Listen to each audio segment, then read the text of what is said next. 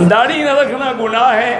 اگر گناہ ہے تو کیا صغیرے سے تم نہیں ڈرتے ہو؟ ایک چنگاری بھی جہنم کی آگ کی کافی ہے۔ بہرحال بار بار مٹانے سے کبیرہ ہو جاتا ہے، اور داڑھی مٹانے والا فاسق و فاجر ہے، نہ امام بن سکتا ہے نہ مؤذن بن سکتا ہے۔ دوران نماز سجدے کی جگہ پہ نظر رکھیں۔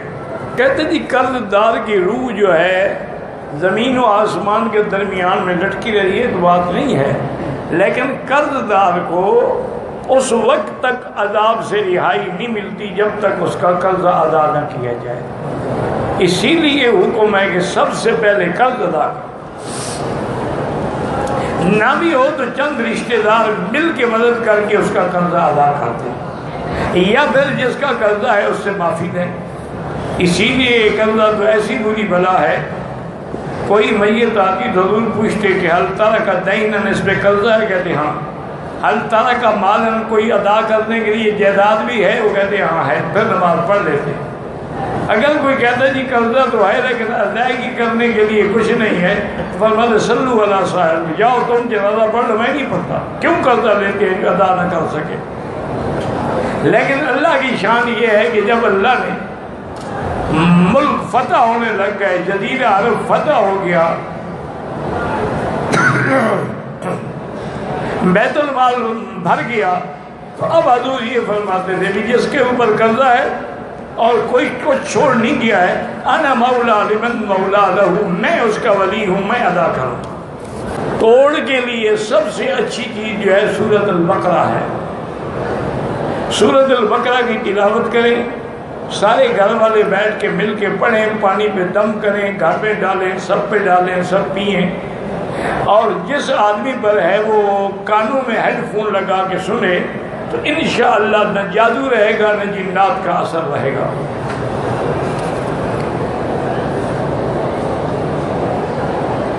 کاروبار شروع کرنا چاہتا ہوں،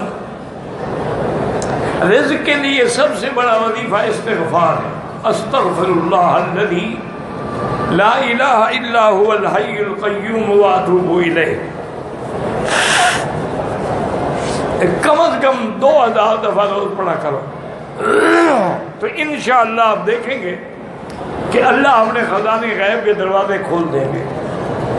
جمعہ کے دن سورۃ کہف پڑھنے کا ذکر ہے، لیکن سورۃ الکہف کے اندر جمعے کا ذکر نہیں ہے۔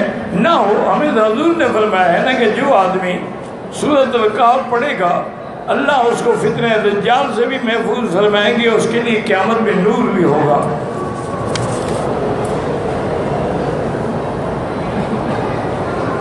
جس عورت کے ساتھ زنا کا تعلق تھا، اگر بعد میں نکاح کرنا چاہیں بھائی وہ بھی توبہ کر لے، تم بھی توبہ کرو، نکاح کے نکاح، یعنی جب زنا کیا تو اس وقت تو مسئلہ نہیں پوچھا، نکاح کے لیے پوچھ رہا ہے کیا، کیونکہ اب حلال کرنا ہے نا۔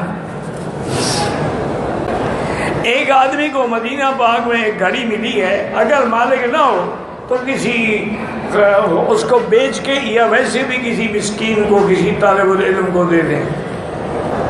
اگر 2 شادیاں غلطی سے کر بیٹھے تو کیسے انصاف ہوگا؟ ہر کسی کے لیے ایک دن، اس کے لیے ایک دن، اس کے لیے وہی کپڑا، وہی لباس، وہی کھانا، وہی خرچہ۔ اب احساس ہو رہا ہے نا کہ غلطی سے کر بیٹھا۔ نماز جنازہ میں ہم تیسری تکبیر میں شریک ہوئے تو جب امام سلام پھیر لے، جتنی تکبیریں آپ کی چھوٹ گئی ہیں جلدی جلدی اللہ اکبر پوری کر لیں۔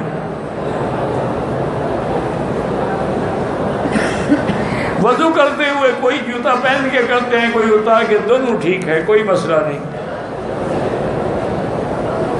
ایک دوسرے کے جوتے نہ پہنا کرو، بغیر اجازت پہننا ناجائز ہے۔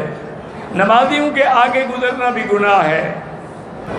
جو امام اس سر پہ رومال رکھتی ہے تو دنیا کی چیزیں ہیں، بدعت وہ ہے جو دین میں نئی چیز ہو۔ عجیب بات نہیں، اب گھڑی نہیں تھی، اب گھڑی پہ تو بدعت ہو گئی۔ دھوکھا دینے کے لیے کہتے ہیں نہیں یہ بھی تو بدعت ہے نا، یہ کپڑے نہیں تھے نا اس وقت۔ بھائی بدعت وہ ہے جو احداث فی الدین، دین میں کوئی نیا مسئلہ نکالو۔ دور سے الگر استلام کریں، وہ بھی اتنا ثواب ہے جتنا بوسے کا ہے۔ وراثت میں اگر بیٹی اپنا حصہ خود معاف کر دے ٹھیک ہے، اس کی مرضی ہے، لیکن کرتا کوئی نہیں، ان کو پتہ ہے یہ دیں گے تو نہیں ضامن لوگ، بہتر ہے کہ معاف کر کے اپنی عزت بچاؤ۔